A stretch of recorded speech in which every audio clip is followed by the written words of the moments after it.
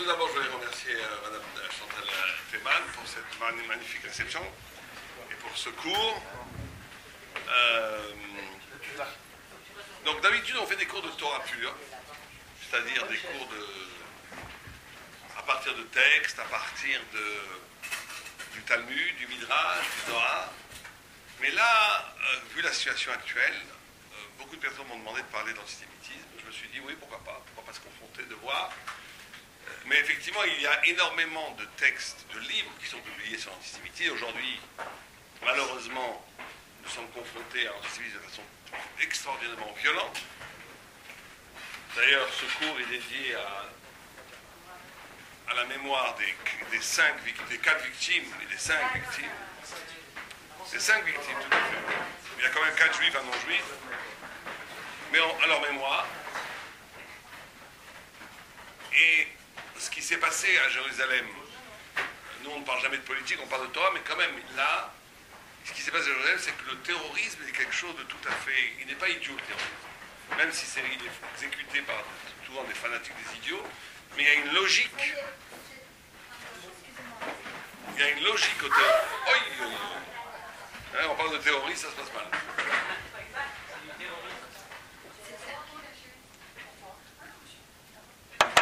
Le terrorisme, il a une logique.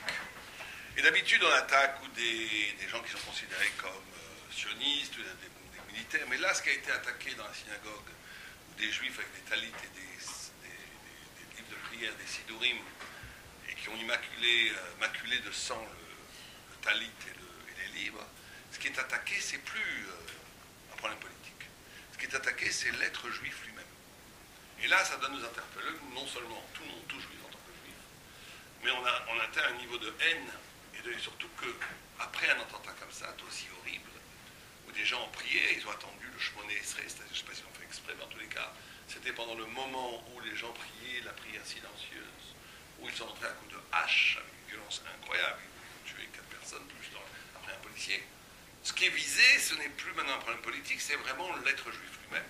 Et ça doit nous interpeller au sens où chaque juif fidèle à la Torah doit se demander comment ça se fait qu'une chose pareille est possible, même d'un point de vue métaphysique. Quand on dit que Dieu permet une chose pareille, ça doit nous interpeller. On doit faire ce qu'on appelle teshuva, c'est la réaction toujours du juif, quand il arrive des malheurs, d'essayer de se remettre en question, de dire pourquoi, d'essayer de donner un sens même à cela. Et ce qui est encore plus dramatique, c'est qu'après un tel attentat aussi monstrueux, aussi inhumain, une immense partie de la population palestinienne, pas tous, certains ont condamné l'attentat, distribuent des bonbons, des loukoums dans la rue, et on fait la fête. Donc on assiste à quelque chose de l'ordre qui pour moi se rejoint, c'est bien sûr très différent, l'antisémitisme très virulent qu'on a connu pendant la dernière guerre, qui était le summum de la Shoah, rien n'est comparable à la Shoah, mais on arrive à quelque chose, à une déshumanisation. Il n'y a plus de Dieu. On déshumamise le peuple juif au point où il n'est plus un humain, où le tuer provoque une joie populaire. Et donc là, on est dans un antisémitisme terrible, terrible, qu'il faut essayer de comprendre. Alors, il y a énormément d'ouvrages sur l'antisémitisme. C'est d'ailleurs quelque chose que très souvent nos grands sages critiquent, parce que malheureusement, beaucoup de juifs ne se définissent aujourd'hui, n'ont une identité juive que par rapport à l'antisémitisme. Et ça fait donc une culture de la mort. Il y a beaucoup de juifs laïcs, totalement laïcs, farouchement laïcs, mais qui sont tellement préoccupés en réalité de leur identité juive. Mais ils la vivent de façon négative en ne parlant que d'antisémitisme, etc. On a une culture, une sorte d'affiliation de grande partie du peuple juif à leur identité juive à partir du discours d'antisémitisme. Et ça, bien entendu, c'est très dangereux. Parce que ça voudrait dire qu'on se sent comme juif parce qu'on est attaqué et qu'il n'y a plus de valeur positive à être juif, si ce n'est une valeur de défense, une valeur de révolte, d'indignation qui n'est pas suffisante pour alimenter une vie spirituelle juive. Donc ce que je voulais faire ce soir avec vous, c'est non pas reprendre toutes les thématiques qui ont été éditées dans beaucoup de livres, qui sont proclamées, prononcées dans les médias, etc., mais essayer à partir des textes mêmes, des textes de la Torah eux-mêmes, de voir qu'est-ce que la Torah elle-même dit de l'antisémitisme. Et ça, par contre, ça ne s'est jamais fait. Je ne connais pas ni de publication, ni de cours, ni de...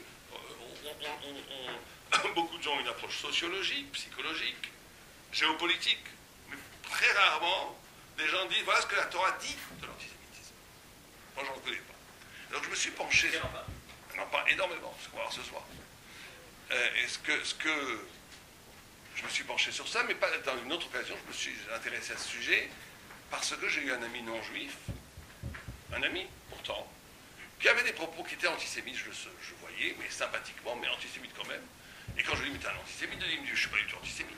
Et j'ai vu que sa protestation qui n'est pas était sincère. Et j'ai découvert dans la Torah quelque chose d'extraordinaire. Qu'en vérité, il y a 4 formes d'antisémitisme très différentes. Très souvent, une personne a 2, 3, 4. L'antisémitisme radical a les 4 formes en même temps. Mais on peut ne pas... Et donc, il y a ici une parade où on peut être un antisémite de type A, on va voir ce que c'est, ou de type B, ou de type 3 ou 4, et dire, mais je ne suis pas du tout antisémite, en pensant à l'antisémitisme 2 ou 3 qui est plus connu. Mais en vérité, il y a 4 formes d'antisémitisme, décrites par notre Torah, par le Talmud, par les Midrashim, par le Zohar, et on va voir qu'elles sont déjà signifiées dans la Bible elle-même, qui, bien sûr, ont des rapports, mais qui sont très très différents et qu'il ne faut pas confondre. Parce qu'on se ferait prendre un piège où les gens disent, je ne suis pas du tout antisémite, je ne veux pas du tout le mal des Juifs, mais, on va voir, et c'est 4 formes d'antisémitisme très très différentes. Donc, vous savez que déjà, à l'origine même, dans les premiers psukim, dans les premiers versets de la Bible, il y a des psukim, des versets, qui font allusion, de façon prophétique, de façon assez extraordinaire, à 4 royaumes qui vont traverser toute l'histoire de l'humanité. Puisqu'on a un des premiers psukim qui dit Va'aretz haïta tohu, bohu, ve'chosher al pnei atehom, ve'ruach elokim merachefet al pnei hamayim. Le Midrash, qui a 2000 ans, nous dit, enfin, dont la rédaction a 2000 ans, mais qui est encore plus ancien, nous dit Tohu, c'est l'empire babylonien. Bohu, Tohu, ça veut dire étonnement. Étonnement. Bohu, c'est l'empire perse. Rocher, qui veut dire l'obscurité. Bohu, c'est la confusion. Donc, étonnement, c'est Babel. Confusion, c'est la Perse. Obscurité, ténèbres, c'est la Grèce. Théom, qui veut dire l'abîme sans fond, on n'en voit pas le fond, c'est l'Empire romain, qui veut dire l'Occident jusqu'à aujourd'hui. Il s'appelle Théom parce qu'on a l'impression que ça finira jamais, cet exil. Il a une dimension d'absolu, d'éternité. Et Ruach Elohim, dit le Midrash, l'esprit divin qui plane sur les eaux, c'est l'esprit du Mashiach, donc l'esprit messianique, qui ne viendra qu'à partir des larmes que le peuple juif versera en l'espérant, en l'attendant. Voilà ce que nous dit le Midrash. Et donc on a 4 royaumes, et c'est très intéressant, vous remarquerez que ces 4 royaumes n'est pas mentionné ni l'Égypte, ni à première vue Ishmaël, qui est aussi une sorte d'empire qui est contre Israël, ça veut dire toute la culture islamique ici n'est pas mentionnée. Et on retrouve ces 4 empires dans les 2 rêves de Daniel et de Nabuchodonosor, puisque Daniel voit dans un rêve 4 bêtes. Une première bête, il voit une tête de lion sur un corps d'aigle qui monte très très très haut, c'est Babel, qui correspond au rêve de Nabuchodonosor, où il voit une statue, où il voit une tête rache d'Ahav, une tête d'or. Donc on voit ici, chaque fois qu'on parle de Babel, on parle de l'élévation, on parle de la tête d'or, on parle d'un lion ailé comme un aigle qui plane très très haut, on parle de l'étonnement. La deuxième bête dans le rêve de Daniel, c'est l'ours, qui est la Perse. Dans le rêve de Nabuchodonosor, ça correspond au ventre, quelque chose de très physique. Ça, de très l'ours, il mange beaucoup, il est matériel. Après, dans le rêve de Daniel, la troisième bête qui est la Grèce, c'est une panthère noire, très très puissante, elle aussi avec 4 ailes ailées. Et dans le rêve de Nabuchodonosor, ça correspond aux 2 bras. Et après, là, on fait rentrer une différence, puisque la 4e bête, dans le rêve de Daniel, c'est une bête terrifiante, très très puissante, avec des mâchoires en acier, qui broie les 3 premières, qui absorbe les 3 premières, qui les broie, et qui paraît infiniment vigoureuse, très très forte. Et dans le rêve de Nabuchodonosor, c'est les 2 jambes, qui, elles, nous dit le Zohar, sont une jambe Esav, l'Occident, une autre jambe, Ishmaël, islamique qui, en marchant, nous amène au Mashiach, nous amène au Messie. Voilà pour les textes. Vous allez me dire quel rapport avec l'antisémitisme. Quand on regarde un petit peu profondément l'antisémitisme, les textes, les commentateurs des textes, ces 4 formes d'empire, avec une 5e qui serait Ishmaël, correspondent au chiffre, bien sûr, 4, qui n'est pas innocent dans la Torah. Parce que Dieu a créé le monde avec quelle lettre? Quelqu'un sait? Bête, vous dites? Dieu a créé le monde avec des lettres. Quelle lettre il a utilisé pour créer ce monde-ci? Oh, le Héba avec le E. Qu'est-ce que c'est un E quand on regarde dans la Sefer Torah? C'est un Dalet et un Yud. Dalet qui renvoie aux 4 points cardinaux, un Yud qui renvoie à un point qui renvoie à l'infini. Et nous dit le Maharal de Prague dans son interprétation que le Dalet renvoie à toutes les nations, les 4 points cardinaux. On verra plus tard, si on a le temps, que ce n'est pas hasard si la chrétienté qui représente Édom, qui représente l'Occident, qui représente la dernière bête, après une croix comme symbole qui est un Dalet. Et le Yud représente le point d'unité spirituelle, le reflet de Dieu sur terre, qui est le peuple juif. Il y aurait donc dans le monde des fonctions, normalement, qui devraient vivre en harmonie, puisque le Yud est la vocation du peuple d'Israël, et d'introduire dans le monde le miroir de la divinité sur terre. Si vous demandez qu'est-ce que c'est être juif, c'est ça. C'est pas faire du business, c'est pas manger des merguez, c'est pas même être champion du monde des échecs. Le juif dans son essence a vocation, il l'a fait historiquement, puisque historiquement c'est le peuple d'Israël qui a amené au monde la révélation du monothéisme, de l'éthique et de l'amour de l'homme. Il ne faut jamais l'oublier ça. Toutes les sociétés, même si elles exercent un attrait, pour certaines, qui sont extra-bibliques, en Inde ou en Chine, sont des sociétés très très hiérarchisées, où il y a énormément de racisme et de violence. Il ne faut pas l'oublier que ce Yud, étant la révélation de Dieu, par la Torah, le peuple juif a vocation de révéler sur terre Dieu. C'est ça le but du peuple d'Israël. C'est de révéler sur terre Dieu, la vérité, Dieu, la bonté, l'amour de l'autre. Voilà le Yud. Le Yud, c'est de faire entrer dans le monde une dimension transcendante, qui ne fait pas partie de ce monde quelque part, et qui pourtant unifie le monde, puisque sans le Yud, il n'y aurait pas de E, il y aurait un Dalet. Donc c'est en même temps quelque chose de séparé, comme l'appelle le Maharal de Prague. Il dit ce Yud, il est en même temps séparé, il appelle ça la Tsura Mouvdelet, une forme séparée, mais elle est en même temps collée, puisque sans le Yud, on n'a pas de He. Donc elle est en même temps, vous voyez, la lettre, elle est comme ça, c'est un Dalet et un Yud à côté, en l'air. Il n'est pas collé. S'il est collé au Dalet, c'est pas cachère dans le Sefer Torah. Il est en même temps séparé et collé. Donc c'est toute la vocation de la spiritualité. D'être séparé, ça veut dire de ne pas être conditionné par des processus psychologiques, économiques, sociologiques. Si on explique sociologiquement, psychologiquement ou économiquement pourquoi quelqu'un pense ce qu'il pense, pourquoi il croit ce qu'il croit, il n'est pas dans la spiritualité. Il est dans la psychologie. La spiritualité, c'est la capacité de se connecter avec une dimension divine qui est, par définition, inexplicable, mais qui en même temps agit dans le monde. Les deux en même temps. Et ça, c'est la vocation essentielle du peuple d'Israël. Dalet, ces 4 nations, elles ont pour vocation,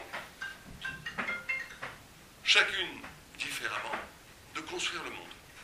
De construire le monde. De construire l'histoire du monde. Et les deux devront coexister. On va voir que l'antisémitisme vient de ce problème-là, où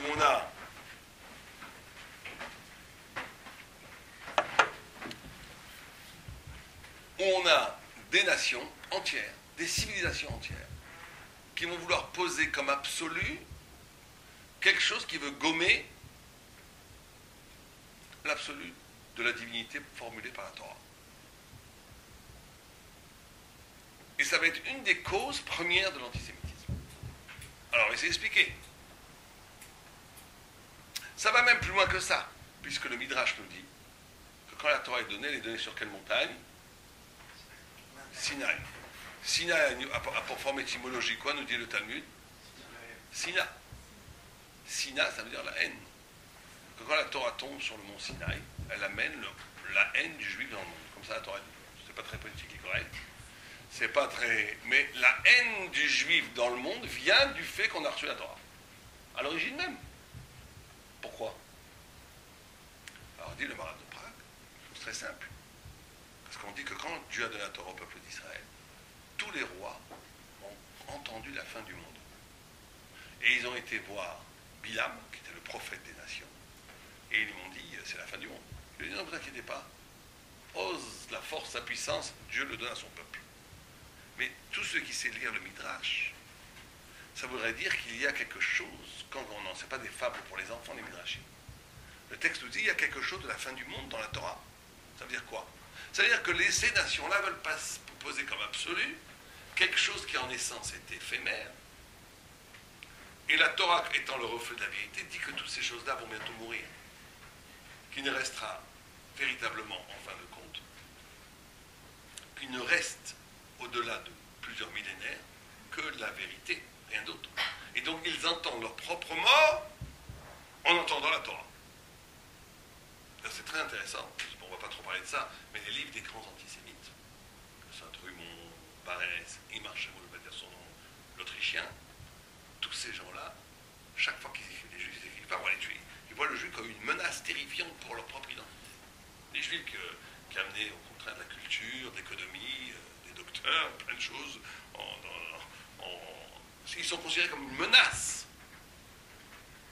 Et quelque part, ils ont raison. Parce qu'en absolu, le Juif est une menace pour l'ordre établi, sociologique, qui voudrait se présenter comme un absolu, et qui n'est en vérité un absolu que éphémère par rapport à l'absolu de la Torah. Et donc là, on est dans un problème très profond, dans les racines même de l'antisémitisme. Dite par la Torah, c'est que cette image de la Torah met en danger une image du monde d'en bas qui voudrait se poser comme un absolu, et qui est relativisée par la vraie absolue qu'est la Torah. Et dans l'inconscient, ce qui est visé quand on vise le peuple d'Israël, c'est de viser, de gommer cet ordre. Alors, très souvent, les gens disent, mais ces gens-là, ils nous embêtent, ils ne sont jamais comme les autres, c'est toujours, ça tourne autour d'eux, c'est insupportable. On pourrait pas être comme tout le monde, il faudrait qu'ils s'inscrivent dans les rouages de l'être. Ils ont quelque chose qui n'est pas de l'être, quelque chose de l'au-delà, qui les insupporte. Alors si on prend, vous avez compris que c'est 4 royaumes, c'est 4 formes d'antisémitisme. Le premier, qui est aujourd'hui démodé, mais qui a existé très très fortement au XVIIIe et au XIXe siècle, c'est, on va l'appeler, l'antisémitisme babylonien. Il y en a encore quelques-uns aujourd'hui, mais ils sont très rares. C'est lequel? Babylone, c'était une société, une civilisation, où tout s'articulait autour de la gloire. C'est pour ça qu'on a de la gloire humaine, de la beauté et de la gloire humaine. C'est pour ça que dans le rêve de Daniel, on le voit comme un aigle très haut. C'est pour ça que dans le rêve de Naboura, on le voit comme une tête d'or. Ça, c'était une civilisation qui tournait autour de la gloire de l'homme. C'est l'homme qui comptait avant tout.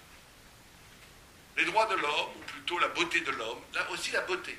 La beauté. Et ils ont voulu poser. C'est-à-dire qu'on a du mal à imaginer. Aujourd'hui, qu'est-ce qui fait tourner la boutique aujourd'hui dans le monde? Qu'est-ce qui, les gens se lèvent le matin, pourquoi? Pour faire... On va dire l'argent. À l'époque de la civilisation babylonienne avait une structure où l'argent n'avait pas d'importance.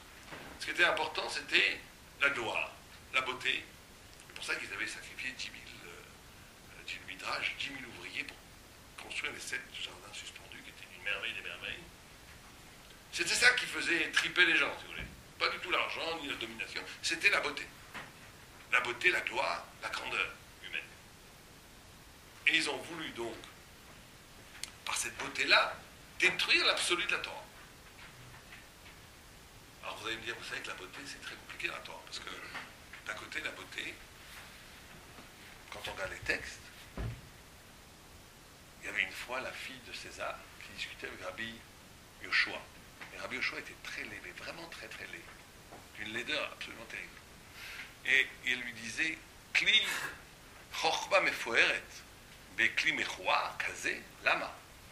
Une intelligence aussi extraordinaire que la tienne. Parce qu'ils discutaient, vous savez, ils avaient des discussions philosophiques à la cour de l'empereur. Ils disaient une telle intelligence dans un keli, ils ne disaient même pas un corps, dans un ustensile aussi dégoûtant, répugnant, comment ça se fait? Lui, il ne s'est pas vexé, le rabbin. Il dit, où est-ce que ton père met le vin? Alors elle lui dit, le vin, il le met comme tout le monde dans les argile. À l'époque, il n'y avait pas de tonneau en bois, c'était des cruches en argile. Il dit, mais ça, c'est pas digne d'un roi. Les paysans, ils mettent leur vin dans les cruches en argile. Alors, où est-ce que tu veux que je les mette? Dans des cruches en argent, en or, pour que ce soit pour l'honneur du roi. Elle écoute, elle s'exécute. Elle met tout le vin du roi dans les cruches en argile, en or et en argent. Et bien sûr, qu'est-ce qui se passe? Le vin tourne. Et à ce moment-là, César se met dans une colère terrible. Il veut exécuter le bonnier, le sommelier. Et le sommelier, et elle dit, mais lui dit, c'est pas moi, c'est ta fille qui m'a ordonné. Il dit, c'est Rabbi Yeshua. Il dit, je voulais lui donner une leçon. Parce que quand c'est trop beau à l'extérieur, ça pourrit à l'intérieur. La beauté rend idiot. Alors elle lui dit, la fille du dieu de César, elle lui dit à Rabbi Yeshua, mais vous avez des rabbins très beaux. Vous avez de Montevideo, Raptenset, il est très beau. Il y a des gens qui sont très beaux. Il y a des rabbins qui sont très beaux. Donc ils disent... elle lui répond, oui, mais s'ils avaient été moches, ils auraient été plus intelligents. Même s'ils sont arrivés à être intelligents, malgré qu'ils soient beaux, mais ça peut un petit peu atténuer l'intelligence. Donc la beauté rend bête. Et on dit, sois belle et tais-toi. D'un autre côté, on voit un autre texte, incroyable, où Rabbi Elazar était malade, et vivait dans une maison très crasseuse, comme ça, dans l'obscurité. Et Rabbi Yochanan était très très très beau, Rabbi Yochanan. Il était tellement beau que quand les femmes, vous savez, quand les femmes, une fois par mois, vont au mikvé, vont dans le bain purificateur, il allait devant le mikvé, il se posait comme ça devant elle. Aujourd'hui, un rabbin ferait ça, on le mettrait en prison, mais elle se mettait devant le bain, il était tellement, les femmes le regardaient, qu'est-ce qu'il est beau, et elle faisait des beaux enfants. On voit déjà qu'il y avait comme ça de psychosomatique. Dans la Gemara, on raconte ça. Et il rentre, il voit Rabbi Eliezer qui était en train de pleurer, malade, en train de pleurer. Il lui dit, pourquoi tu pleures?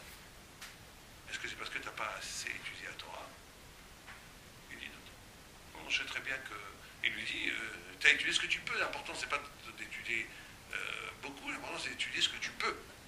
D'arriver à un degré d'intelligence et de compréhension de la Torah qui t'est donné dans ton espace de vie, dans le temps que tu as à vivre, c'est tout. C'est ça qui est important. Ne regretterai, dis, mais pas du tout, je ne pleure pas pour ça. Je sais très bien que à ICAC, le plus important c'est de faire l'effort de comprendre, et je l'ai fait.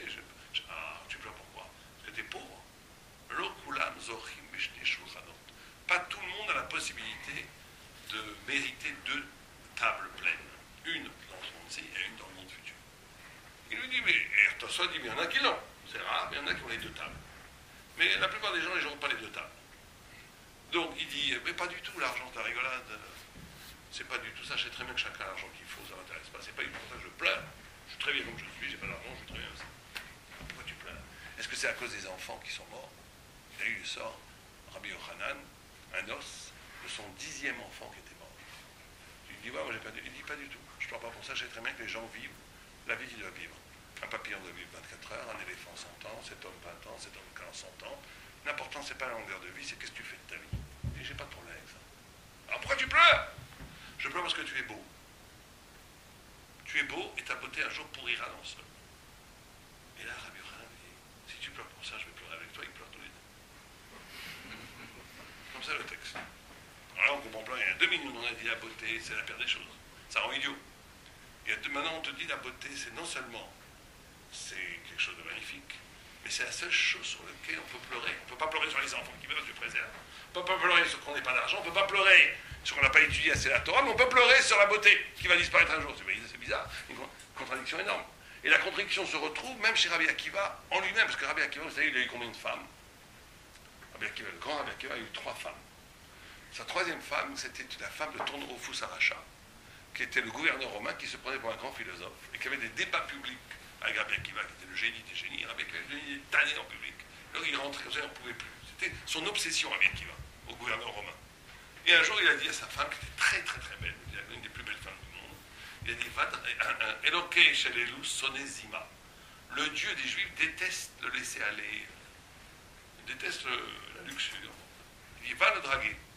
À sa femme, il dit ça. Il dit, va draguer, il va tomber, et après je vais donner une tannée dans la joute philosophique que j'aurai avec lui en public. Elle, c'est une femme cachée, elle écoute son mari, elle va draguer avec lui.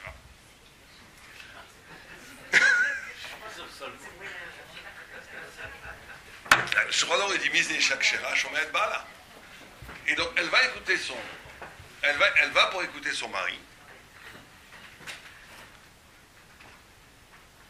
Elle va pour écouter son mari. Et quand Rabbi Akiva la voit, il rigole, il crache et il pleure. Il rigole parce qu'il voit avec Roi HaKodesh qu'un jour cette femme sera sa femme. Il voit que cette femme qui n'est pas juive, Rabbi Akiva le plus grand des rabbis de tous les temps. Il n'y a pas eu plus grand rabbi que Rabbi Akiva. Il voit une femme qui n'est pas juive. Il voit avec Roi HaKodesh, avec l'Esprit Saint, qu'un jour cette femme se convertira et que ça sera sa femme. Il rigole. Il crache, parce qu'il dit toute cette beauté n'a aucune importance. Et il pleure, parce qu'il dit toute la beauté un jour pourrira. Alors là, c'est la contradiction, elle est dans lui-même. C'est même plus deux histoires, c'est dans la même histoire. Alors nous dit le Maharal de Prague la chose suivante. Il nous dit il y a deux formes de rapport à la beauté. Et on va voir que c'est on va voir quand on va arriver à l'antisémitisme. Il dit la beauté, pourquoi ça rend idiot, d'après vous? Quand on dit la beauté, ça rend idiot. Pourquoi? Réfléchissons ensemble. Pourquoi ça rend idiot?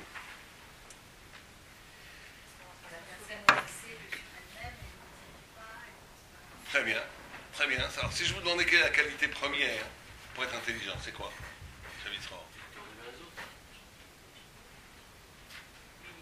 Étudier, c'est un moyen, une qualité. Oui, l'humilité, c'est très important. Mais encore plus précisément, dit la Gemara, la curiosité, l'étonnement. Le fait d'être capable d'écouter ce qui n'est pas toi, de t'intéresser à l'altérité. Quelqu'un qui est un idiot, c'est quelqu'un qui ne pense qu'à son truc, à lui, son business, sa vie, il est fermé, il devient idiot là. Quelqu'un qui est intelligent, c'est quelqu'un qui est capable de s'intéresser à ce qui n'est pas lui. Et plus tu es capable de t'intéresser à ce qui n'est pas toi, à t'ouvrir à l'autre, à t'ouvrir à l'altérité, à ce qui est nouveau, plus ton intelligence grandit. Le monde a été créé Tohu Bohu Yetzira, étonnement, confusion, création. C'est-à-dire que c'est comme ça que le monde a été créé. Et un bébé, il le fait, un enfant, il est obligé de s'étonner. Il s'étonne, il ne savait pas que ça brûle, ça brûle. Après, il intègre un nouveau truc qui l'embête, parce que c'est quelque chose de nouveau qui vient le perturber. Il est obligé de recréer un nouveau schéma qui intègre le nouvel élément. Et plus on grandit, plus on fait ça. J'avais un grand rab, il disait, il arrête. La plupart des gens, ils arrêtent à 12-13 ans. Ils ont fait un schéma cognitif, ils ont fait un programme, où ils peuvent tout rentrer. Mais bon, les génies, ils s'arrêtent à 18 ans, le grand Talmid Chacham, il ne s'arrête jamais. Jusqu'à 120 ans. C'est pour ça que les grands rabbis, quand ils vous voient, je ne sais pas si vous regardez, ils sont intéressés par vous. Vous êtes une voyelle de Dieu nouvelle. Ils veulent. Votre visage est un choc de révélation. Chaque chose. Donc l'intelligence, elle est. Or, la beauté, comme vous avez dit, elle fait un mouvement centripète vers soi-même, où on oublie, on devient l'objet du regard des autres, et donc on devient idiot. Non, on ne regarde plus l'autre, on est regardé, on est instrumentalisé par le regard de l'autre. Au point où la Gemara dit une chose incroyable. La Gemara dit, pourquoi est-ce qu'on appelle Marchefa, sorcière? Parce qu'il est Makrish Ka, enfin un jeu de mots. Un sorcier peut contester les décrets divins. Si ce n'était pas une Gemara, tu dirais, c'est des hérésies. Qu'est-ce qu'elle dit la Gemara? Que quelqu'un qui ne devait pas mourir, si un sorcier le veut, il peut le tuer. Alors que Dieu n'avait pas prévu qu'il meure. Je dis, mais c'est impossible. Rachi nous sauve et nous explique. Il dit parce que ça, par exemple, ça n'a pas de destin. Je peux le casser si je veux. Enfin, si c'était à moi, je peux le casser. Parce que c'est une chose. Un homme a un destin. Une chose n'a pas de destin. Quand tu crois au regard de l'autre, quand tu crois au sorcier, tu deviens un instrument du regard du sorcier. Et donc tu perds ton destin, tu perds ta liberté, tu perds ta dignité humaine. Si tu commences à te qualifier, à te déterminer, à te définir par rapport au regard de l'autre, tu deviens un objet. Quand tu deviens un objet, tu perds tes brachot, tu perds ton destin, tu perds toute la lumière que tu voulais te donner. Parce que tu deviens un objet qui est soumis à la volonté de l'autre, jusqu'à la mort. Jusqu'à la mort. Une fois, un grand rabbin, un sorcier, dans la Gemara, il y a des combats de sorciers, ils n'ont rien inventé, c'est pour écrire des livres, des combats de sorciers et de rabbins extraordinaires. Et une fois, ils avaient des techniques, les rabbins, pour contrer les maléfices des sorciers. Et un jour, un rabbin, il a dit, vas-y, elle a dit, la sorcière, elle a dit, tu fais pas tes... Il a dit, non, vas-y. Si Dieu veut, tu pourras. Si Dieu veut pas, tu ne pourras pas. Elle a tout essayé, elle ne pouvait plus le toucher. Mais la Gemara dit que c'est un niveau. Parce que lui, il ne croit pas aux sorciers, il croit à un Od Milvado. Donc il est intouchable. Donc la beauté rend idiot parce que tu te définis par rapport au regard de l'autre. Tu es toujours en train de faire attention quand on te regarde, ça te bloque complètement. D'un autre côté, la beauté beauté, c'est quelque chose d'extraordinaire. Pourquoi? Parce que c'est quelque chose qui n'est pas alimentaire, qui n'est pas animal. Vous verrez jamais une baleine sortir son museau de l'eau pour admirer un coucher de soleil. Jamais. Vous verrez jamais un chat mettre de la musique classique qui va tendre l'oreille, c'est joli, il s'en fiche. C'est complètement. C'est quelque chose qui n'est pas utilité alimentaire, c'est quelque chose qui fait partie de l'âme. C'est la grâce divine désintéressée des choses. Au point, le Maharal de Prague dit, comment il fait ce qu'il faut donner de plus pour acheter un bel objet de mitzvah? Vous savez combien il faut donner de plus? Un tiers de plus. Bon, vous êtes filine, il coûte 300 €, il faudrait mettre 400 €, 100 € de plus, un tiers, pour qu'il soit beau. Pareil pour le talit, pareil pour tout. Pourquoi? Pourquoi un tiers de plus? Pourquoi pas? Dit le Maharal de Prague qu'un tiers, c'est par rapport aux 3 niveaux d'âme. Vous savez, on a l'âme basique que toute créature vivante a, ça s'appelle le nefesh. C'est l'énergie spirituelle qui fait que je peux vivre. C'est une très belle âme déjà. Il y a une deuxième âme qui s'appelle le ruach, qui est l'émotion, qui est la parole, qui est la liberté, qui est l'homme, qui est toi-même en vérité. Et il y a une troisième dimension qui s'appelle la nesh, qui est par rapport à la parole. C'est la première par rapport à l'acte. Et une dernière dimension qui s'appelle la neshama, l'âme, qui est la pensée, qui est l'éternité, qui est la relation avec Dieu. L'émotion, la vibration, par rapport à quelque chose qui est beau, c'est l'âme. C'est le plus haut niveau, c'est un tiers. C'est pour ça qu'on doit rajouter un tiers. Donc la vibration, celui qui n'est pas sensible à la beauté, c'est que son âme est en train de dormir depuis très longtemps. La beauté t'ouvre à quelque chose de désintéressé qui est divin. Et c'est pour ça qu'il pleurait. Parce que la beauté, c'est en même temps quelque chose de divin, et c'est la seule chose qui est divine et qui est mortelle. La Torah, elle est immortelle. Le corps qui meurt, on s'en fiche, c'est le corps. C'est pas divin. Enfin, c'est divin, mais c'est créé par Dieu, mais c'est quelque chose qui est voué à la mort. Alors que la beauté, c'est la seule chose qui est en même temps divine, donc il devrait être éternel et qui est mortel. C'est pour ça que c'est la seule chose dans laquelle il pleurait. Ça a un lien avec l'antisémitisme. On va voir. Alors tu me dis quel lien avec l'antisémitisme. Très bien. Donc on arrive, Babel était une civilisation où tout était beauté. Donc il voulait détruire la gloire, la nation de la gloire. Il voulait détruire Israël, qui était dans l'autre forme de beauté, la beauté spirituelle qui renvoie à Dieu. Eux, c'était une forme de beauté qui renvoyait à la toute-puissance de l'homme. D'accord? Ça crée le premier forme d'antisémitisme, qu'on appelle l'antisémitisme babylonien. C'est lequel? Alors, à l'époque, c'est Babylone. Qu'est-ce que c'est dans le camp contemporain? C'est celui qui dit, toi, juif, tu ne fais pas partie de notre gloire. Tu n'es pas vraiment français. Tu ne comprends pas vraiment la profondeur, l'attachement qu'on a avec la beauté de la terre de France. Toi, juif, tu ne participes pas à la gloire du pays. Tu es international. Le communiste, il voit dans le juif l'international de la finance. Et le capitaliste, il voit dans le juif, à l'époque, l'international du communisme. En tous les cas, tu ne fais pas partie de la beauté du peuple, de la gloire de la nation. Tu n'es pas vraiment de chez nous. Tu es quelqu'un qui est ailleurs. Qui est ailleurs. Ça, c'était très fort au XIXe siècle. Aujourd'hui, beaucoup moins. Parce que, pourquoi c'est beaucoup? Parce que les Arabes, ils ont pris le boulot. Les Arabes, ils sont en train de détruire les Arabes, ils ont détruit en France, en Europe, la culture française beaucoup plus que nous. Donc ce reproche est plus aux Arabes que par rapport aux Juifs. Beaucoup plus aux Arabes que par rapport aux Juifs. Donc première forme d'antisémitisme, qui n'est pas violent. Il n'est pas violent, il est méprisant. Mais jamais ce genre d'antisémites ne vont pas vous tuer. Ils ne vont même pas vous frapper. Ils ne vont pas vous inviter à leur anniversaire, ils ne vont pas vous inviter à leur mariage, ils ne veulent pas vous voir, ils ne vont pas se marier avec vous, tant mieux d'ailleurs, aucun problème. Donc, c'est un antisémitisme bourgeois, de droite, ou de gauche, d'ailleurs la gauche aussi dit, vous n'êtes pas dans les droits de l'homme, dans l'universel, vous n'êtes pas dans la beauté de ce que... Vous êtes toujours entre vous, vous n'êtes pas avec nous. C'est un antisémitisme, on l'appelle babylonien. Mais celui-là, il va te dire, celui qui est babylonien, il te dit, mais moi je ne suis pas nazi, je n'ai pas du tout envie de tuer les enfants, tu préserves. Il y avait des gens pendant la Seconde Guerre mondiale qui étaient antisémites, qui ont sauvé des juifs. J'en ai connu. Qui ont sauvé des juifs au risque de leur vie. Et ils étaient antisémites. Pourquoi? Parce qu'ils étaient antisémites de type peut-être babylonien, mais pas du tout, on va voir le deuxième, perse, où ils voulaient tuer les gens. Pas du tout. Ils trouvaient dégoûtant qu'on tue les enfants. Ils ont risqué leur vie pour sauver la vie des enfants. Mais ils sont antisémites. Et t'as des gens qui n'étaient pas du tout antisémites, ils étaient peureux, ils ne voulaient pas sauver les enfants. Donc il ne faut pas mélanger les choses.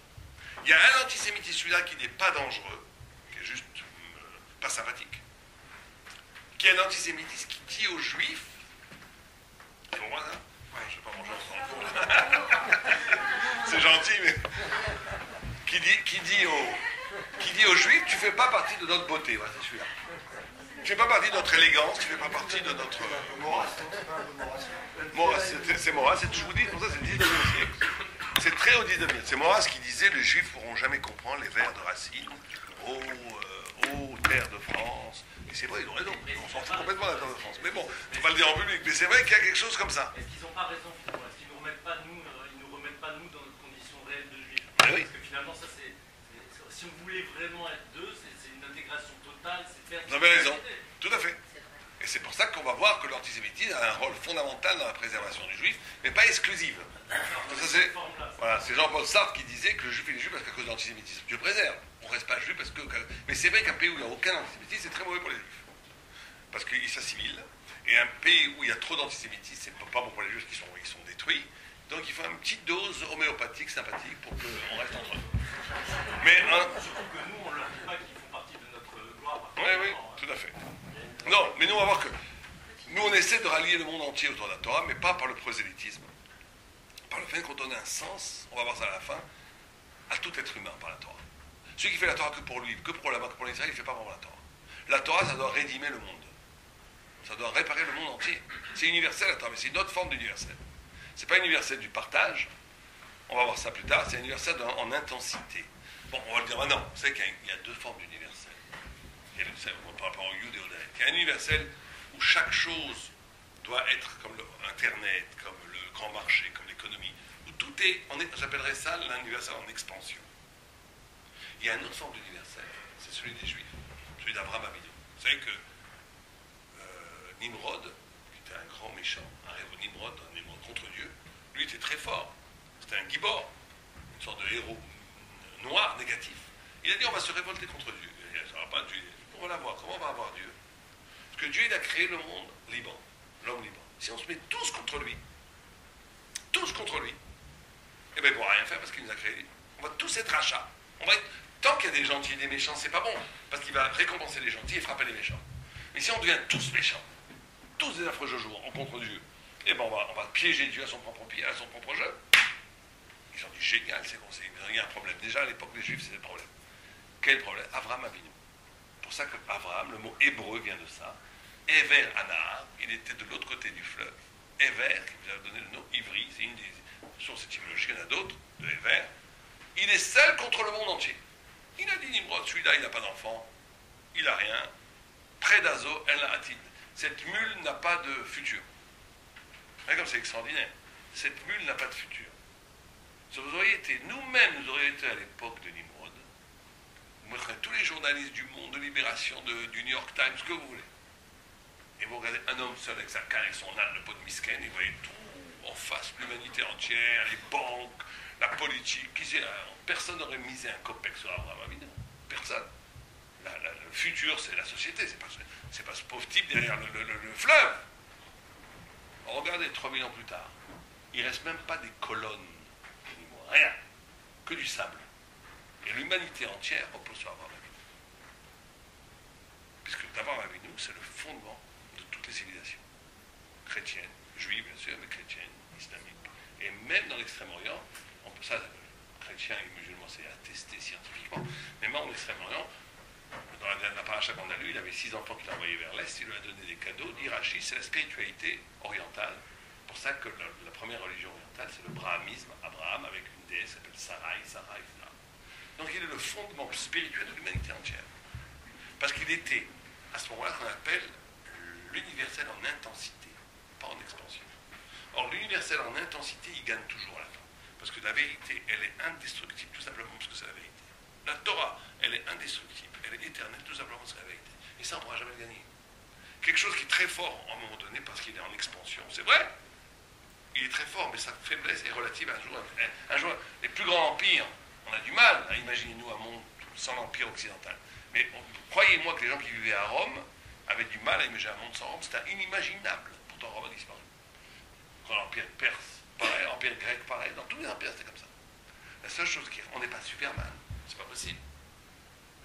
Le juif tunisien bedonnant qui mange la damroute et des fricassés, il n'est pas plus fort que l'athlète colossal d'Athènes ou de Rome. C'est pas possible. Pourquoi on est toujours là après 3000 ans que des milliers de peuples ont sombré dans les décombres de l'histoire? D'où ça vient? D'où ça vient? Ça vient d'une seule chose. On est attaché à la Torah, qui est invulnérable, inexpugnable, indestructible, tout simplement parce qu'elle est vraie. C'est la seule explication logique. J'ai vu quelque chose d'incroyable, je ne sais pas si vous êtes au courant. On a retrouvé dans le Nil 400 corps, enfin pas des corps, des ossements. On pense que c'est avec des armes, on pense que ce sont les Égyptiens. Ah oui, c'est pourtant longtemps, 3000, plus de 3000 ans. Aujourd'hui. Bien sûr, bon, ça c'est possible. Alors, non, je voudrais avancer, on n'avance pas assez vite. On doit faire 4 tours, on en a fait qu'un et on a déjà épuisé 40 minutes sur l'heure. Donc il nous reste 20 minutes pour faire les 3 autres. Alors allons-y. Alors avançons. Donc on a dit, deuxième forme d'antisémitisme, c'est la Perse.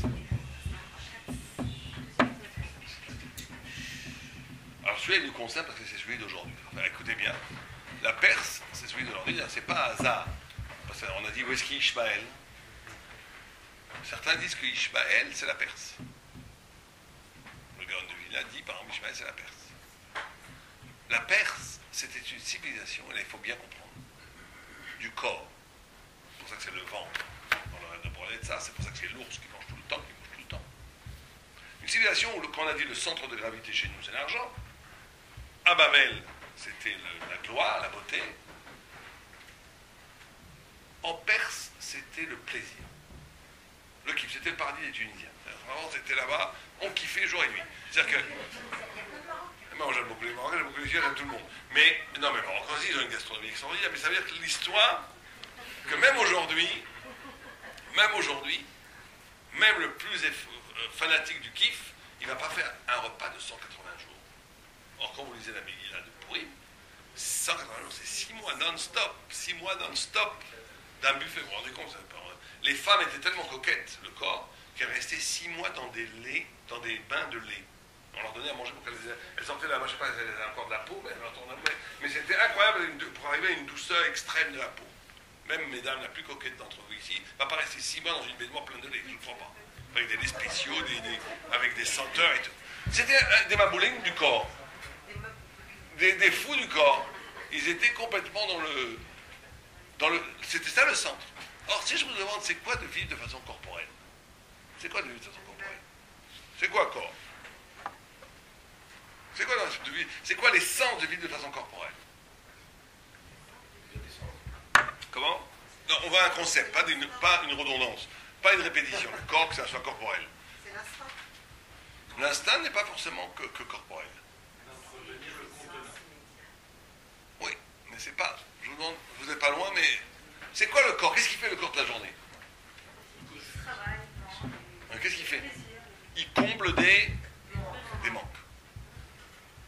Comble des manques. Il comble des trous. C'est comme le fumeur. Le fumeur, il n'avait pas envie de fumer, tu crées un désir, et après la frustration du non-désir, tu le combles. Tu passes ta vie à faire la civilisation publicitaire dans laquelle on vit, c'est la Perse. C'est créer des désirs. Tu n'avais pas du tout besoin d'une voiture comme ça, mais comme ton copain là, quand on te dit que c'est ça qu'il faut avoir, tu commences à créer un manque qui en réalité qui n'existait pas du tout. Et bien c'est un vrai manque. Et le plaisir, c'est de combler ce manque. Si tu passes ta vie à faire des trous, à combler des trous, tout le temps. Quand on s'occupe des jeunes mariés, vous savez, en Israël, quand les jeunes mariés se marient entre eux, ils se marient très souvent, il y a des disputes au début, parce que dans le monde très religieux, il y a ce qu'on appelle les chidours. Et donc ils se rencontrent 2, 3, 4, 5, 10 fois, après ils se marient. Mais très souvent, ils se disputent parce que, pas très souvent, ça arrive. Quand on s'occupe, on voit le problème, on dit tout, quel est le problème? On voit qu'ils n'ont aucun problème. Pourquoi ils disputent? Parce que comme ils ne se connaissent pas assez, donc il y a une gêne. Donc ils créent une dispute avec dans l'inconscient de se réconcilier. En réalité, ce qu'ils veulent, c'est la réconciliation. Parce qu'ils n'arrivent pas à avoir de relation si c'est pas en faisant un manque qu'il faut réparer. Celui qui est encore plus vicieux, il se dispute avec sa femme pour être bien énervé pour aller fumer sa cigarette dehors pour vraiment remplir. On m'a dit que c'était une blague de galerie, mais c'est possible, mais on l'avait trouvé tout seul. Donc ça veut dire qu'il y a vraiment vivre comme ça, ça c'est la vie, vivre comme le corps. Le juif, il ne vit pas dans le corps comme ça, il vit exactement le contraire. Le juif, il vit le corps. Ça, vous pouvez avoir deux personnes, qui mangent la même chose, qui ont l'air d'avoir les mêmes choses. Un, c'est un tzaddik, l'autre, c'est un animal. C'est quoi la différence? C'est la conscience. C'est qu'un, il veut juste combler sa frustration. L'autre, en mangeant, il dit, mais d'où vient ce plaisir que je mange? C'est de la vie. Ça vient de Dieu. comme un nourrisson qui tète le sein de sa mère, il est en fusion avec sa mère. Le tzaddik, quand il mange, il est en fusion avec Dieu. Mais c'est qu'une question de conscience.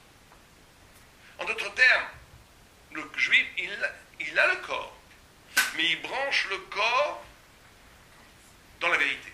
C'est-à-dire, pour dire un exemple très simple, un juif tzaddik, un saint, il n'a pas envie de manger, c'est pas un animal. Alors, c'est Shabbat, il faut manger. C'est pas qu'il va se forcer à manger, comme un prêtre ou une nonne. Oh, c'est très dur, je dois manger. Non, non. C'est une mitzvah, son corps s'allume. Mais son corps s'allume. Comme ça, quand on dit un rabbin, il dit, moi les femmes, ça ne me fait rien. Il dit, t'es pas un homme. Il dit, mais si c'est une mitzvah, mon corps s'allume. C'est-à-dire que le corps est assujetti au sens, pas le sens au corps. Et donc on avait ici une lutte entre la notion même du plaisir et du désir. Et là, ça a créé un antisémitisme très très grave, qui est un antisémitisme nazi, qui est aujourd'hui, malheureusement, antisémitisme qui se reproduit dans certains milieux islamiques, pas dans tous, un islamisme antisémite, qui est, lui, très actuel par contre. Parce que le corps, quand il n'a pas ce qu'il veut, devient très violent. Ce deuxième antisémitisme est très violent, parce que la frustration, ça fait un retour de bâton énorme, plein de violence et plein de ressentiment. Et le juif a pris la figure dans cet antisémitisme de celui qui m'empêche d'avoir ce que je désire.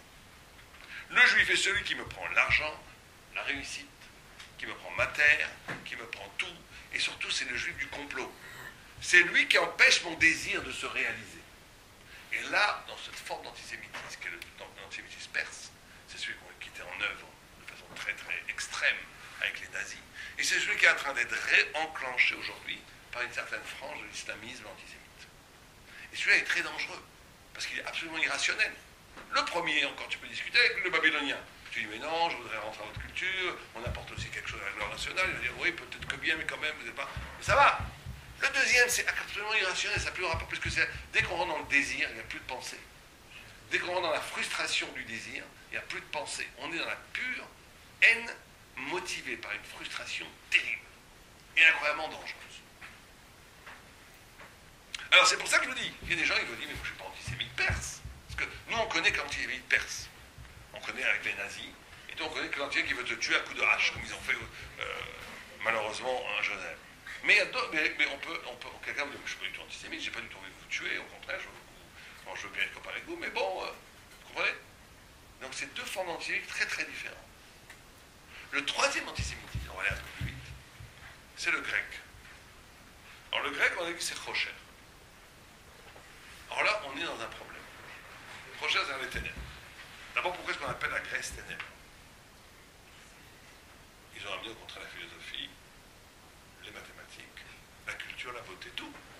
Pourquoi la Torah traite les Grecs de ténèbres, de Rocher? C'est très simple. Parce que les Grecs, ils ont aboli la prophétie. C'est l'époque où la prophétie s'arrête. Et dit le paradis, ça quelque chose d'extraordinaire. Il dit, il y a eu plusieurs fois dans la Torah, dans la Bible, vous avez le chiffre 10. Le monde a été créé avec 10 paroles. Ça s'appelle Asara Mahamarot. Les 10 plaies d'Égypte. Qu'est-ce qui s'est passé sur le Sinaï? Il y a eu Asara Divrot. Les premières, c'est Mahamarot, parole générale. Deuxième, c'est Divrot. La différence, c'est que là, c'est une parole en soi. L'autre, c'est Davar, on te le passe à toi, on te parle à toi. Si je vous demande qu'est-ce qui est à l'œuvre dans les 10 paroles de la création, quel est le concept principal? Quand Dieu y crée le monde, il met en œuvre ce qu'on appelle la nécessité.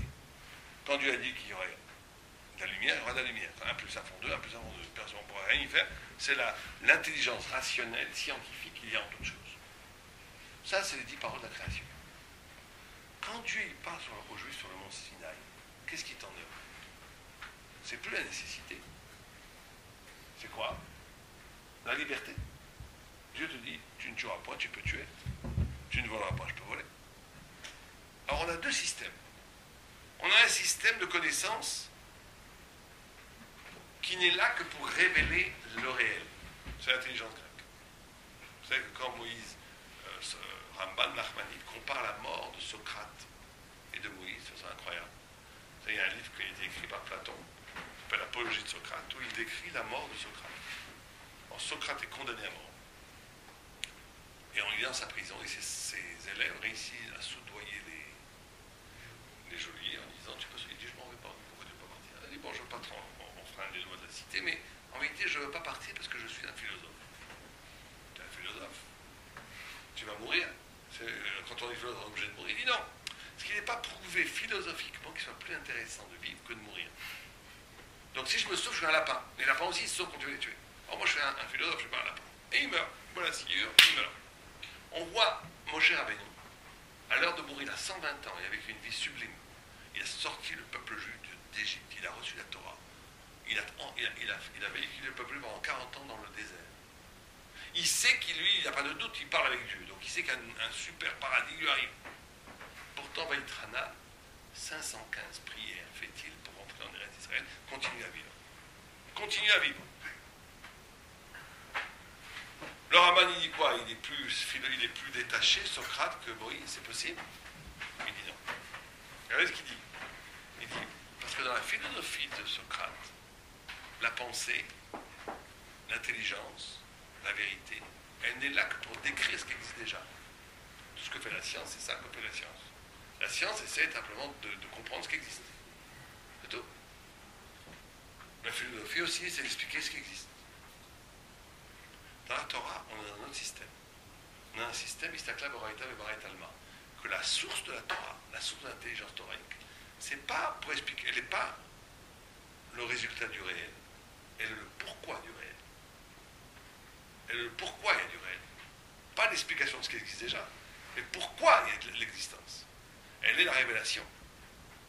Dans ce système-là, chaque jour, on découvre quelque chose de nouveau, d'infiniment nouveau, qui est divin. Donc Moïse ne veut pas mourir. En d'autres termes, Socrate et Moïse, l'Avdil, sont complètement honnêtes dans leur système. Socrate étant arrivé au bout de la vérité de ce système grec, il s'en fiche, il n'a pas besoin du prix Nobel, il s'en fiche des honneurs, il s'en fiche de tout. Il arrive à cette vérité. Mais dans cette vérité, c'est très, très intéressant de savoir combien il y a de papillons dans le monde, ça permet de faire des médicaments, des autoroutes, des avions. Ça permet de comprendre tout, mais ça ne donne pas un sens à la vie. Qu'il y ait 50 électrons ou 39 électrons, qu'il y ait 50 000 planètes ou 60 000 planètes, ça ne change rien à ta vie, au sens de ta vie. Donc il est honnête avec les mêmes Socrates. Comme ça ne change pas au sens de la vie, c'est pas sûr que c'est mieux de mourir que de vivre. Je vais voir quand je me sauverai. Il est arrivé au bout de l'honnêteté de cette démarche. Moshe, qui est dans une démarche où il n'est pas en connexion avec une vérité qui est là pour dire ce qui existe, on s'en fiche, mais qui dit le sens de la vie. Chaque jour est nouveau, chaque jour est quelque chose de merveilleux. Chaque jour dévoile une nouvelle facette de la divinité qui est infinie. Donc il veut rentrer en Eretz Israël pour accomplir les mitzvot et comprendre la Torah qui est propre à Eretz Israël. Il n'y a pas de fin. Il y a une soif d'existence infinie. Là, vous allez me dire pour le moment, tout va bien. Où est l'antisémitisme? C'est là où ça se corse. C'est que les Grecs, c'est que la Torah elle dit que ces deux systèmes de connaissances. Alors là, je vous dis quelque chose que même vous, on est peut-être un peu grec, on ne va pas accepter. Mais bon, ce que dit le paradis de Sarah, vous en faites ce que vous voulez. Il dit là, l'intelligence des Mahamarot, qui ordonne le monde entier, et l'intelligence de la Torah, qui est dans la liberté, elles sont connectées. Quand elles sont connectées, c'est qu'il n'y a de sang, tout le monde a été créé, avec toute l'intelligence, que pour que la Torah puisse exister. Et ça, quand un grec il entend ça, il veut te tuer. Tu dis quoi?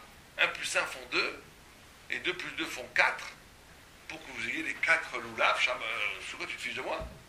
Il y a la loi de la pesanteur pour que mes filles ne s'envolent pas dans le ciel. Et pour que le sera ne soit... En tout cas, toute la réalité, elle n'est là qu'au service de la Torah. Ce qui est écrit, Imlo Briti, si ce n'était pas pour une alliance, Shamaim ve'aretz lo barati. Si ce n'était pas pour la Torah, je n'aurais pas créé le monde. Donc le monde, avec toute la rationalité du monde, n'est là que pour la Torah. Le grec, quand il entend ça, il devient fou. C'est la guerre. Parce qu'il dit, toi, tu veux imposer que ton particularisme juif, c'est lui qui donne sens à tout l'universel. Non, mais ça va pas la tête. Et c'est ça, c'est un antisémitisme très moderne, très intello, très de gauche, qui dit, nous, on n'a rien contre les juifs. Mais absolument rien. Mais arrêtez tout le temps avec votre particularisme au Shabbat, votre cache-route, vous ne pouvez pas manger dans le restaurant. Vous êtes toujours spéciaux. Et on a marre de votre particularisme. On est contre le sectarisme et le particularisme juif. On veut que tout le monde soit pareil. Ce qu'on appelle, il y a des grands philosophes comme Badiou Cadiou et d'autres qui disent le prédicat juif, il y en a marre, il faut rayer le prédicat juif, il faut rayer quand le juif s'appelle juif. Le juif est un homme. Faisons l'universel paulien où tout le monde est homme, il n'y a plus de juifs, il n'y a plus de goy, il n'y a que des hommes. Mais ce qui est très intéressant, c'est quand vous posez la question à ces gens-là. Bon, une fois j'ai coincé un philosophe comme ça, je lui dis très bien. Imaginons que tu es honnête. Comment se fait-il que ça ne te gêne pas le particularisme auvergnat? S'il voit un auvergnat, un breton, il trouve ça sympathique. Il n'a rien contre. C'est un frère quand c'est juif que ça l'embête. On va savoir pourquoi. Et vous savez pourquoi? Non, parce que le particularisme juif, comme on l'a dit tout à l'heure, renvoie à un universel plus fort que leur universel à eux. C'est l'universel d'Abraham Avinu. L'universel de la vérité, l'universel jusqu'au bout de la vérité qui... Et c'est ça la grande énigme du juif que les non-juifs n'arrivent pas à comprendre. C'est que le juif, s'il n'était que auvergnat dans son coin, on s'en fiche complètement. Soit auvergnat, soit les Corses, il n'y a aucun problème. Mais le juif, il a un particularisme que je ne comprends pas, qui n'a aucun rapport avec les autres, et qui pourtant, ils sentent que cette particularisme a à voir avec toute l'humanité. Et c'est un des trucs extraordinaires. Quand on voit que le judaïsme, quand vous lisez des textes de professeurs à l'université sur le bouddhisme, sur l'islam, ils arrivent plus ou moins à le comprendre. Quand vous lisez des textes sur le judaïsme, ils disent des âneries, la plupart. Il n'y en a qu'un qui a fait l'exception, c'était Emmanuel Lévinas, mais à part lui, tout le monde disait que des bêtises. Et il y a quelque chose d'extraordinaire, c'est que le monde universitaire ne connaît radicalement pas le judaïsme, et pourtant toute la culture occidentale, islamique, dépend du judaïsme. On n'a jamais vu ça. Que d'un côté de cette culture, le christianisme, donc tout l'Occident, toute l'histoire de l'Occident était inenvisageable sans la Torah. L'islam n'existe pas sans la Torah. Quand on lit le Coran, c'est une pâle copie de la Bible, etc., etc. Et pourtant, il y a une radicale étrangeté avec la Torah, avec le peuple juif, avec la Torah authentique. C'est ce mystère-là, où c'est en même temps l'universel qui va construire le monde entier, qui va influencer le monde entier, mais qui en même temps reste radicalement différent. Parce que c'est un universel divin qui ne se partage pas dans les lieux communs de la société, mais qui inspire et qui nourrit en amont dans la spiritualité le monde entier. Et là, cet antisémite, il va vous dire, mais moi je ne suis pas du tout antisémite, je ne veux pas tuer les gens, je préserve, je ne veux même pas te dire comme le babylonien que tu n'as rien à faire en France, au contraire, je veux que tu sois en France, je veux que tu sois comme moi, mais je n'accepte pas ton particularisme. Et donc c'est un combat de la spécificité d'Israël, et c'est un antisémitisme intellectuel qui existe et qui est très récurrent dans les milieux intello en France et ailleurs, en Amérique beaucoup, etc. Ils ne supportent pas le particularisme. Ils n'ont rien contre toi. Et c'est vrai qu'ils ne te tueront pas, jamais.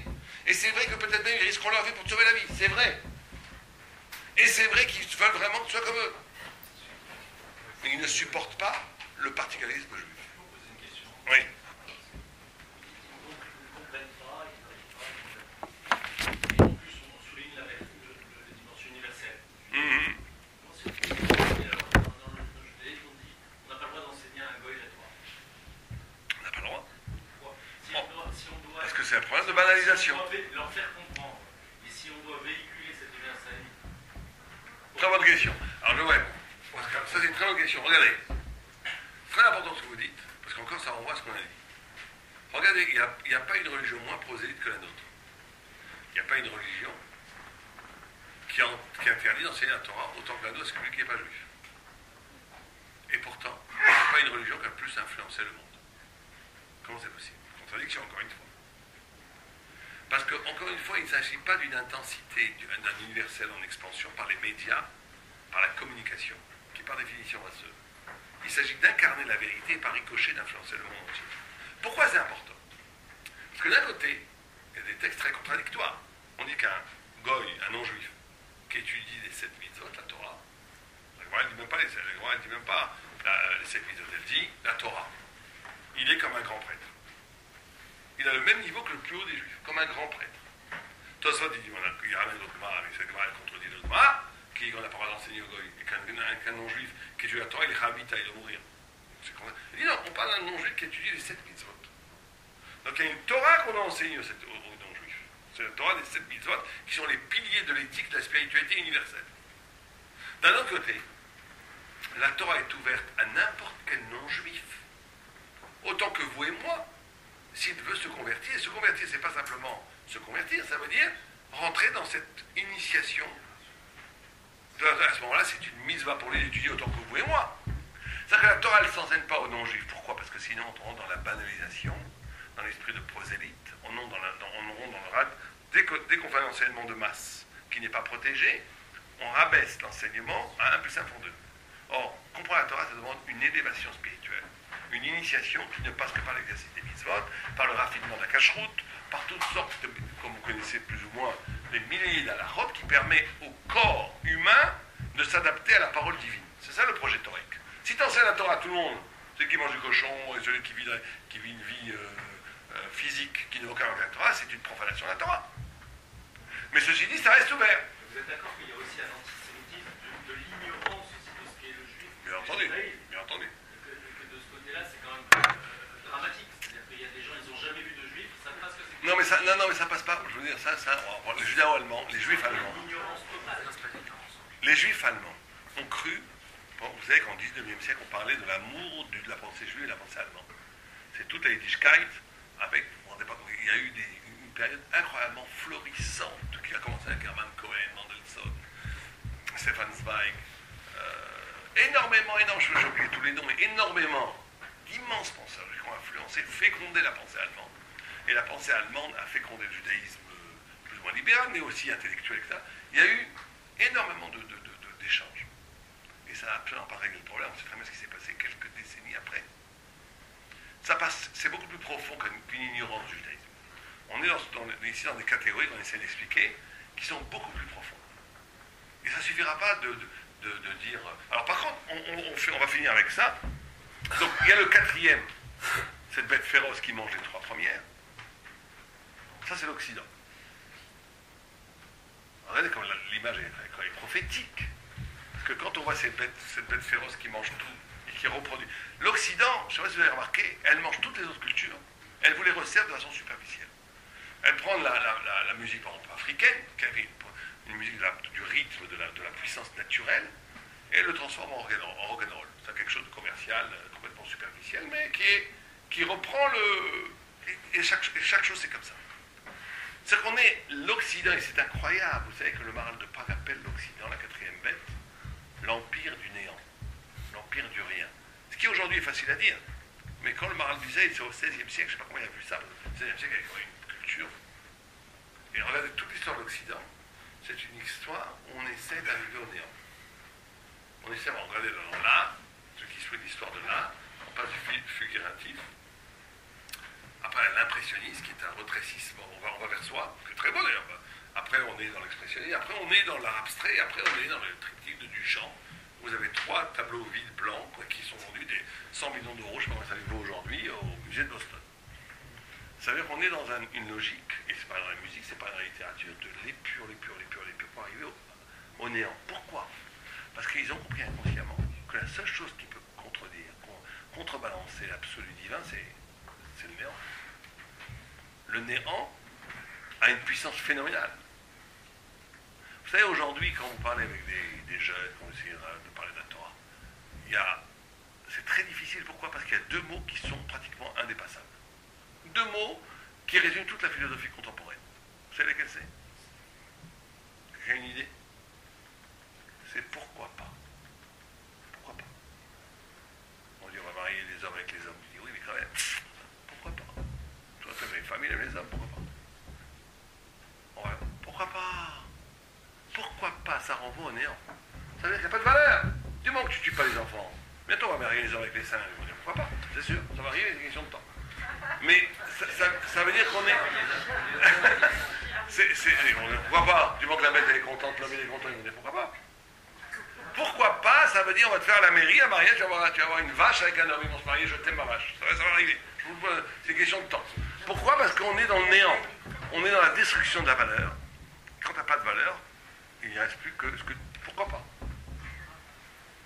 Et donc là, on est dans une dimension où le juif représente dans l'inconscient, ce 4e forme d'antisémitisme, c'est que le juif, on a transformé toute valeur en Occident, et c'est ça le but profond de l'Occident, parce qu'il touche, il veut faire vivre l'absolu du néant contre Dieu, inconsciemment.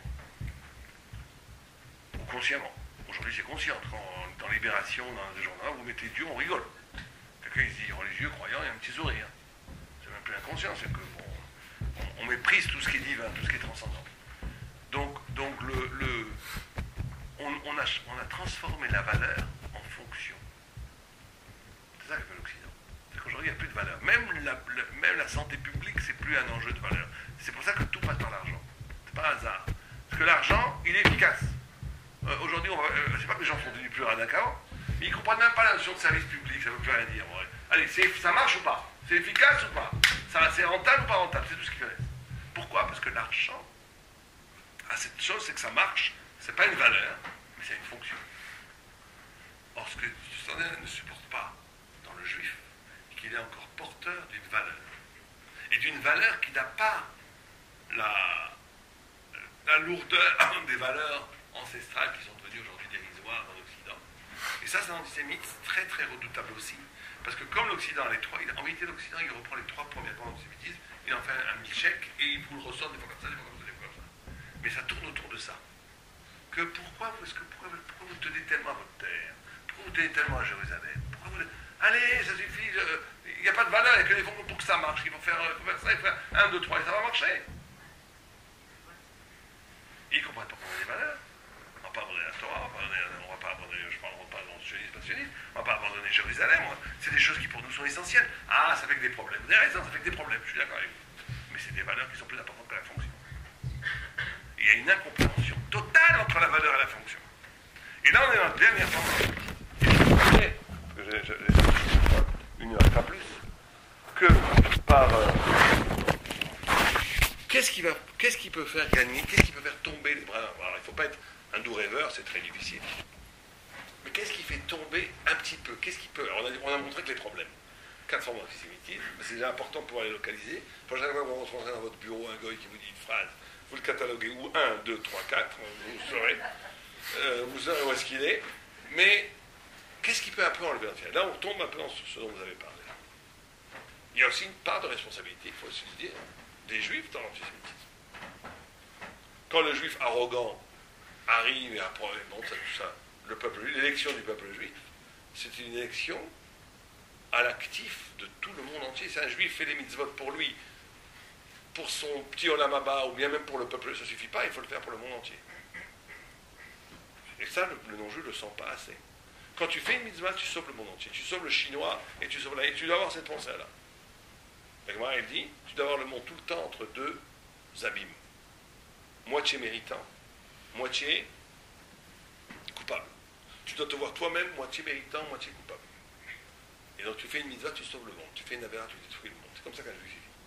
Il a la responsabilité du monde entier. C'est pas pour son petit monde à lui. Au point où Rabbi Nachman de Breslav, cette histoire de Olam Haba, de salut, c'est des trucs de protestants. Les juifs n'ont jamais eu ce problème. Il avait dit une phrase, et une voix est sortie de Dieu en disant tu as perdu ton paradis. Imaginez que vous entendez Dieu qui dit tu as perdu ton Olam Haba. Vous aurez fait le vous. Vous pleurez à genoux, non, peux-tu. Une fois, il y a une histoire comme ça à Tel Aviv. Vous savez, c'est l'histoire. Quelqu'un qui vendait son Olam Haba. Il a dit je vends mon paradis. Un fou, il y a un rabbin, il dit je le vends vraiment, sérieux, avec compte. Il a fait avec contrat et tout, il a acheté le paradis. Il est rentré chez lui, sa mère, elle était complètement fou, elle est devenue folle. Et lui, il dit mais laisse-moi tranquille, il m'a donné 500 shekels, je suis super content. Tout d'un coup, après 6 mois, 1 an, ça a commencé à le. Il est devenu complètement comme un fou. Il a passé sa vie à retrouver ce bonhomme. Pour retrouver, reacheter son Olam Haba, il a fait tchouva. Et comment j'ai pu vendre mon paradis? Mais bon, en tous les cas, ce Rav Nachman, il entend une voix, tu as perdu ton Olam Haba. Lui, Rabbi Nachman de Breslav, quand il entend ça, il dit super chouette, super chouette. Je vais pouvoir enfin servir Dieu, les Shem Shem. Il y en a marre, ce Olam Haba, ça me perturbait que je fais les choses pour moi. Là, je vais pouvoir faire les choses pour Hachem. Il voit ça, tu viens de regagner ton Olam Haba, quand il a dit ça. Donc tu l'as fait. Mais ça, on a cette idée-là, tu ne fais pas la mitzvot pour soi, pour son Olam Haba. Tu fais ça pour le monde entier. Première chose qu'il faut bien vivre intérieurement, sans on n'a pas besoin de le montrer aux gens. Mais si effectivement les non-juifs sentaient plus que nous faisons les mitzvot, la Torah, pas que pour nous, mais pour l'actif de le monde entier, ça serait déjà un point, une parade première du contre-antisémitisme. Deuxième chose, le Messie. Vous savez, qu'est-ce que c'est le Messie? Le Messie, c'est quand il va y avoir la vérité et la réalité qui vont être en harmonie. C'est aussi simple que ça. On a une définition simple du Messie. La galoute, c'est quand la réalité ne correspond pas à la vérité. Ça, c'est l'exil. Et plus la vérité, la réalité détruit la vérité. La réalité contredit la vérité. Et plus elle la contredit, plus tu es en exil. Plus il y a une harmonie entre les deux, plus tu es proche du Messie. C'est la définition. C'est pour ça qu'il y a des gens qui vivent le messianisme de façon individuelle. Il y avait un grand rabbin qui étudiait la Torah. On lui a dit, le Messie est arrivé. Wow, c'est super content. Il est sorti, il a ouvert la porte, il a regardé l'air, il a vu, il a dit, non, le Messie n'est pas arrivé. Je vois la pétillance de l'air, c'est la même grisaille, la même lourdeur. Il est reparti étudier. Un de ses élèves a demandé à l'autre, mais comment ça se fait qu'il a dû vous regarder dehors? Pourquoi il n'a pas vu ça dans le salon, là où il étudie? L'autre, il a souri, il n'a rien dit. Après, il a compris, il a dit, parce que dans le salon où il étudie, le Mashiach, il est là. Il y a un niveau de Mashiach, un niveau d'intensité spirituelle où le Messie est là. Parce que dans son salon, il y a une absolue harmonie entre la vérité et la vie. C'est ça le Messie. C'est pour ça que le juif, des fois, il est moche, parce qu'il est en distorsion avec le monde d'harmonie. Parce que l'harmonie, la beauté harmonique du monde, elle vient cacher la vérité. Et lui, il ne veut pas ça. Donc ça lui tord le nez. C'est pour ça que très souvent, le juif, il a été un peu moche. C'est comme ça. C'est pour ça que certains ont vu dans le sionisme un grand événement messianique.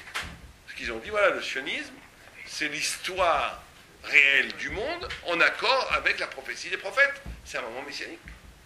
Certains ont dit non, au contraire, le Messie en étant un État démocratique qui ne se base pas sur la Torah, c'est au contraire une vérité, une réalité qui trahit la parole des prophètes. Bon, ça c'est la marche loquette qui existe qu'aujourd'hui.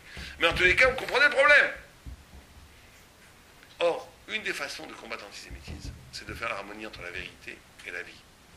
Une fois, moi j'étais à Paris, et un grand rave est venu, un de mes maîtres est venu me voir à Paris. Il cherchait de l'argent pour ses institutions. Il me dit, accompagne-moi, j'ai bien sûr, je l'accompagne. Et puis, on rentre dans le métro. Je n'oublierai jamais cette scène. On rentre dans le métro. Il commence à me... Moi, j'étais comme ça, un peu... Je voulais pas trop... J'avais un peu peur de montrer que j'étais juif. Bon, lui, déjà, il avait un rocher Shiva et tout. Bon. Mais il commence à ouvrir la Gemara. Et il était très beau. Magnifiquement beau, ce rave. Et il commence à me faire la Gemara, mais comme s'il avait perdu. Et moi, je réponds un peu. Et je voyais tout le wagon du métro qui regardait comme ça, avec un regard éberlué, d'admiration, complètement fasciné par ce rave qui était dans la beauté de l'étude de la Torah. Et là, quand on est capable de faire ça, qu'on ne vit pas comme ça en ghetto, en faisant la grimace aux ans, on montre une harmonie, une poésie, une poétique entre la vérité et le monde, et que cette union-là montre qu'il y a quelque chose de divin qui est en train de vivre là maintenant dans la flamme de la Torah. Quand on fait ça, ça fait tomber les bras de l'antisémitisme. Mais pour ça, il faut de la grandeur d'âme. Il ne faut pas avoir peur. Il faut presque être chevaleresque, une Torah chevaleresque. Une Torah qui est là pour sauver le monde, une Torah qui est là pour donner au monde, une Torah qui est là pour montrer la beauté de la parole de Dieu. Quand on fait ça, ça apaise beaucoup de tensions antisémites. Et ça fait que Bézat Hashem, c'est déjà un premier pas pour que Bézat Hashem, le Mashiach arrive et nous délivre de cette infâme haine contre le juif et que Bézat Hashem vienne le Mashiach. Amen. Alors je vais vous demander encore une minute. Ça va durer une minute. Je voulais aussi d'abord remercier Mme Théman pour... Alors bon, peut-être qu'il y a des questions avant. Je vais vous parler une minute, après chacun fera ce qu'il pourra, ce qu'il voudra. Mais est-ce qu'il y a des questions avant? Vous pensez, nous les Juifs, pensez que où est notre avenir, Vous savez que ça, c'est des grandes questions. Moi, je ne peux pas conseiller aux gens de... Ça, c'est du cas par cas. Mais il y a beaucoup de gens qui n'ont plus rien à faire ici. Mais c'est du cas par cas. Il faut voir 3 facteurs.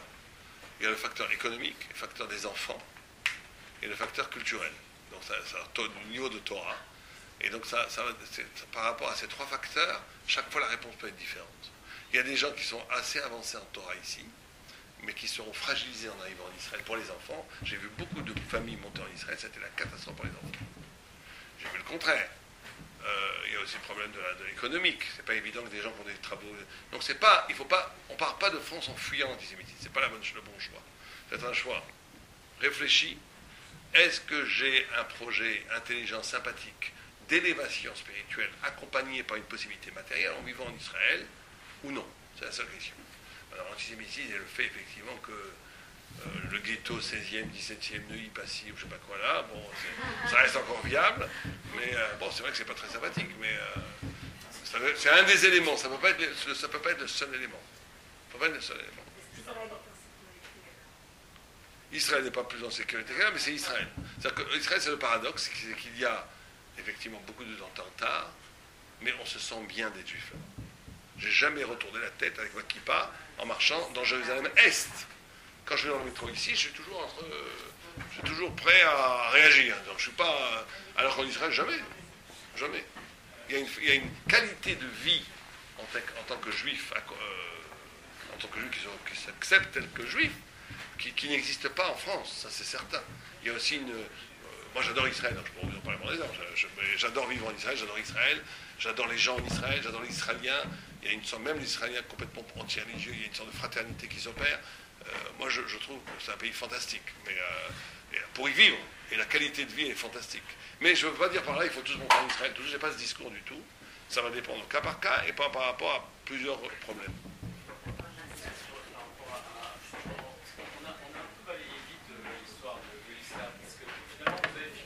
Ah bah oui. Le quatrième, c'est l'Occident. L'Occident, c'est le néant. Il nous précipite dans le néant et c'est la différence. Et tout ce qu'on entend dans l'extrémisme arabe et musulman, c'est justement la haine de l'Occident, le fait que l'Occident nous mène vers le néant. Et donc on a l'impression que ce combat contre l'Occident, c'est presque l'islam qui le mène. Tout à fait. Alors c'est ce que vous dites, c'est écrit. Comment on se positionne par rapport à ça? C'est écrit dans le Radak, dans Rabbi David Kimchi, qui dit que où est-ce qu'on voit l'Occident dans le rêve de Daniel? C'est les trois cornes qu'il y a dans la bête, qui sont Ishmaël. Parce qu'il dit qu'il y a trois formes d'Ishmaël.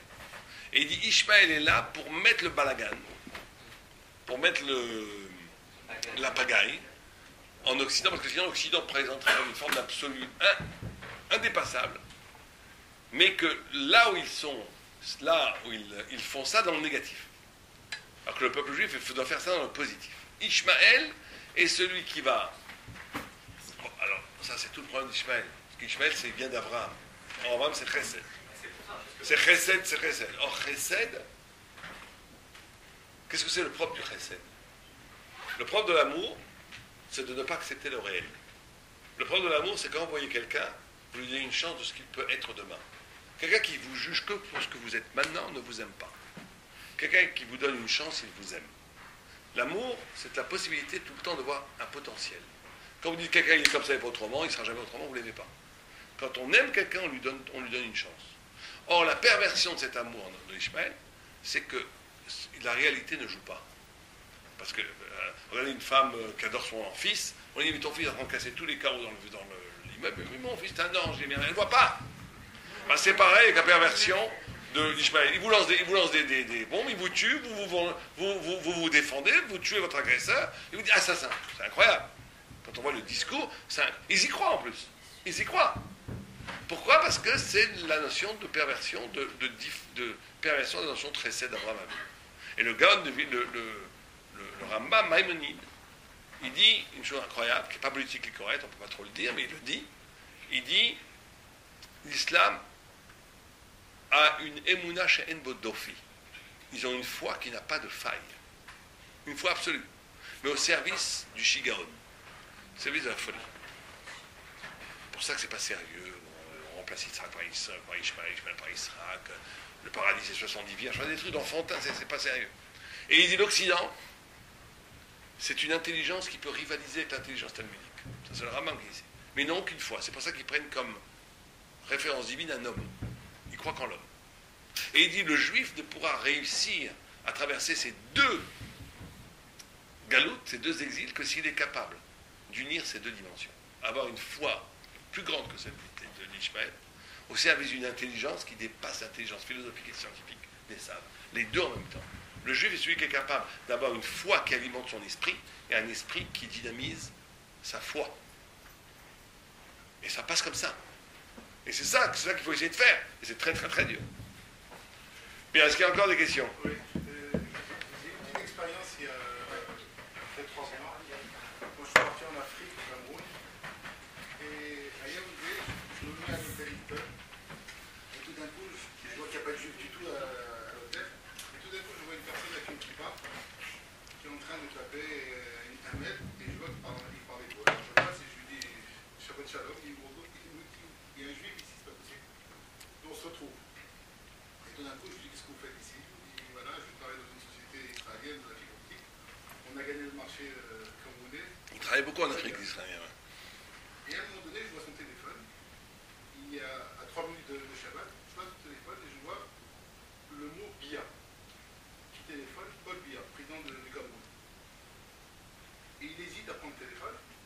Et il ne prend pas le téléphone. Et moi, je prends pour un fou. Je lui dis, le monde entier veut venir ici au Cameroun pour travailler avec Paul Biya. Et toi, il téléphone ton portable, tu ne prends pas. Il me dit non, mais Shabbat, il va rentrer. Je ne peux pas interrompre la discussion. J'ai pas envie Bien de sûr. parler avec lui. Et si je parle avec lui, c'est 1 heure de temps et Shabbat, il va rentrer. Alors là, vraiment, ça m'a... Quand la carotte, c'est Ça m'a magnifique. interpellé. Ben, c'est ça être juif. 3 jours après, il vient dire quelque chose à te montrer. Et je vois l'email de Bia. Excusez-moi, j'ai oublié que c'était Shabbat. Il a compris, bien. Alors là, franchement, j'ai trouvé. Il y a aussi des philosophie. Il m'a dit, quand on respecte ton religion, tu respectes tes règles. Alors je voudrais juste conclure avec juste... on va faire peut-être passer Henriette Liman. On avait vu avec Mme Théman. Ceux qui peuvent aider sont le bienvenu, bien sûr. On a un collèle. C'est toujours très pénible de demander de l'argent pour des collèles, mais on le fait, chacun fait ce qu'il veut. Que celui qui ne peut pas ou ne veut pas, que se sont à l'aise, il n'y a aucun problème. Mais je fais l'appel, on fait quand même l'appel pour la mitzvah. Combien d'élèves? Alors, on a 26 élèves à plein temps. Ils sont là, vous pouvez les voir, ils sont magnifiques. Et donc, 26 le vendredi. Dont 24 qui ont été... Voilà, 24 qui ont reçu. On a fait une très grande fête, vous avez peut-être vu dans la Modia, où ils ont reçu le diplôme de rabbin. Nos 24 ans, on est très fiers. On a créé une deuxième structure aussi. Le vendredi, où on aide des familles pour Shabbat. Au lieu de leur donner de l'argent comme ça, on les fait étudier de 9h15 pour qu'ils puissent amener les enfants, que ça ne tombe pas sur le dos de la femme, jusqu'à midi moins quart. Pendant 2 heures, ils étudient. Après, pendant un quart d'heure dans un psycho, et un quart d'heure, on dit des Teilim, des psaumes pour le peuple juif. Et c'est magnifique. Et on leur donne 100 shekels, c'est pas énorme. 20 € par Shabbat, ça fait, on leur donne à peu près 400 shekels par mois. Ça les aide pour Shabbat.